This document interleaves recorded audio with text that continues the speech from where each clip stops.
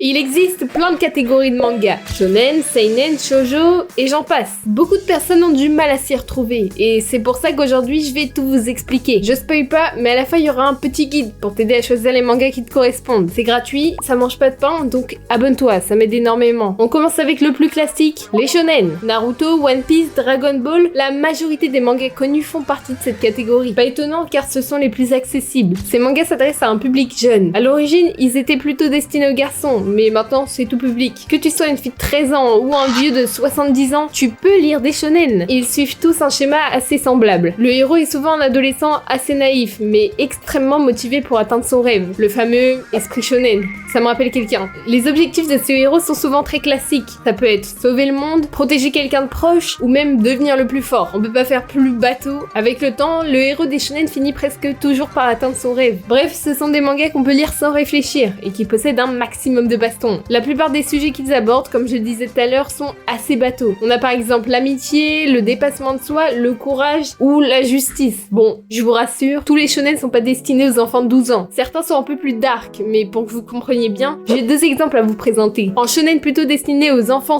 / adolescents, on a Naruto. Par contre, en guise de shonen un peu plus sérieux, on a par exemple Blue Lock. Je l'ai lu et je peux vous dire que c'est une pépite à maman.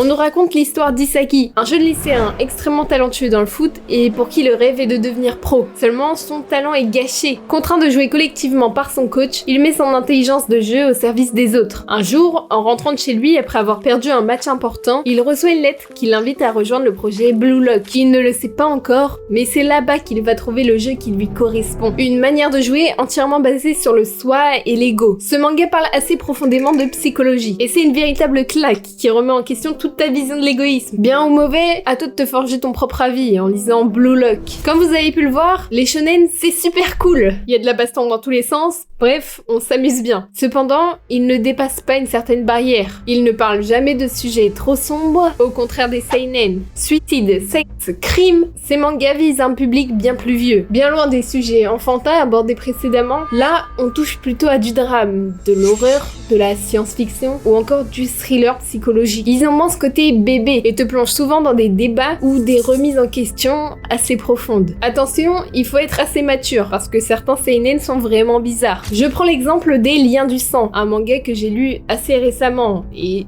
quel manga de psychopathe! On nous raconte l'histoire d'une mère qui surprotège son fils au point que ça devienne maladif. Sauf que lui, il commence à grandir et il se rend compte que sa mère, elle est pas normale. Tout au long de l'histoire, Sei essaie de s'affranchir de sa mère, mais elle finit littéralement par péter un câble. Sincèrement, il m'est arrivé d'être mal à l'aise en lisant ce manga. Certaines scènes sont dérangeantes. Regardez-moi ces yeux de psychopathe là. Ça me permet de transitionner sur le fait que les dessins des seinen sont souvent très réalistes. Dernier point sur les seinen, et que je trouve capital, ce sont des mangas avec une narration lente. L'auteur te laisse te créer tes propres hypothèses, ou même simplement savourer l'instant présent. C'est littéralement l'opposé des shonen, qui eux sont faits pour s'enchaîner les uns à la suite des autres, sans vraiment de pause. Je vous présente aujourd'hui 3 catégories de mangas, même si en vrai il y en a bien plus. Josei, Kodomo, Isekai et j'en passe des bien plus sombres. C'est extrêmement varié donc si vous voulez que je vous fasse une vidéo plus détaillée, n'hésitez pas à le dire en commentaire. Voilà, c'est aussi simple que ça. Vous m'envoyez un petit commentaire. Moi je me marie avec vous. Dernière catégorie de manga, les shoujo. Le manga stéréotypé féminin par excellence. Romance, sentiments et tranches de vie, ils sont les principaux thèmes abordés. Et je pense que vous comprenez les préjugés. Certains ont peut-être été lus par vos parents. On a Nana ou même Sailor Moon. Bon, Nana, j'avoue que j'ai peut-être un peu abusé. À moins que vos parents aient 13 ans. Voilà,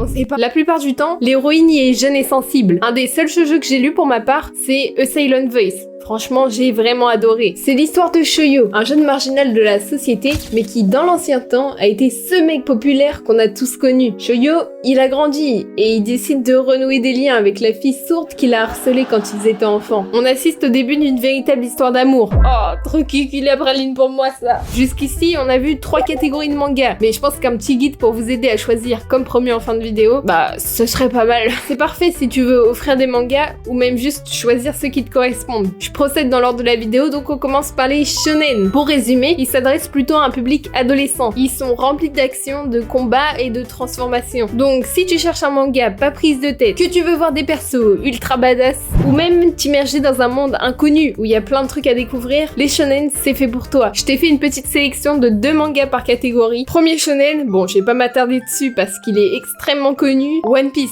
Énorme classique, tu vas forcément aimer. Petit bémol, c'est que la série est pas encore terminée et qu'elle fait déjà plus de 100 tomes. Combien? Parfait si t'aimes les histoires de pirates avec des persos vraiment stylés. Autre shonen qui est lui beaucoup moins connu, Riper. C'est un des seuls mangas français que j'ai lu et franchement c'était une énorme claque. La série est toujours en cours de parution, donc si ça t'intéresse, va soutenir cette merveille. Mention spéciale à Haiku, Gachiakuta et Dr. Stone, mais je vous laisse aller vous renseigner par vous-même. Du côté des seinen, je le rappelle, mais ce sont des thèmes bien plus sombres qui sont abordés, ou qui sont pas adaptés à tout public. C'est parfait si tu veux te poser devant un manga qui va vraiment te faire réfléchir, ou même si tu veux ta bonne dose de gore. Premièrement, si tu veux un manga bien barré, je te conseille 100 Bucket List of the Dead. Ça se rapproche pas mal d'un shonen honnêtement, et c'est un énorme banger. Akira Tendo, 24 ans, est victime d'un burn-out à cause de la société esclavagiste qui l'emploie. Jusqu'au jour où son quotidien bascule, les zombies prennent le contrôle du monde. Comme n'importe qui, Akira a peur, et il pleure. Non, rien de tout ça, lui...